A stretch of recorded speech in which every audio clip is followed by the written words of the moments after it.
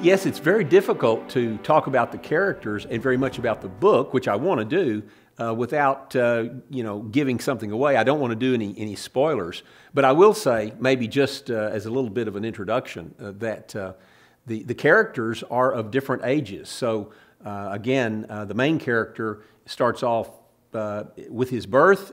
He quickly gets to be about 8 years old, and then most of the book for the main character happens in about a 3.5-year period until he's 11.5 years old.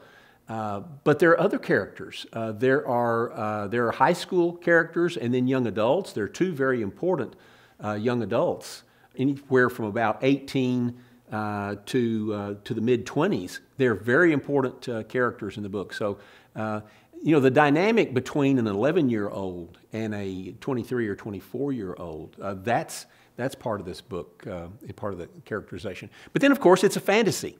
And so there are going to be some unusual things that happen, entering into another world, and spiritual forces that try to come against the main character. There are bad guys in this series, really bad guys in this series, and then there are animals that play a key role.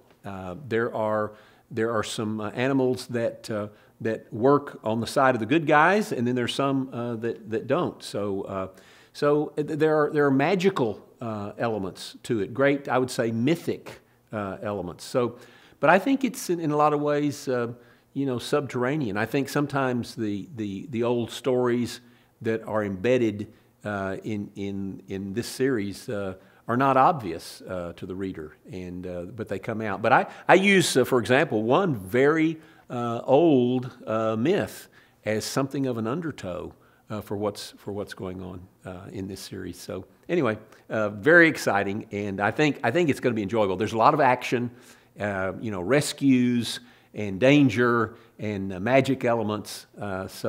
Anyway, I think middle age young adults and even the older young adults who like fantasy are going to like this.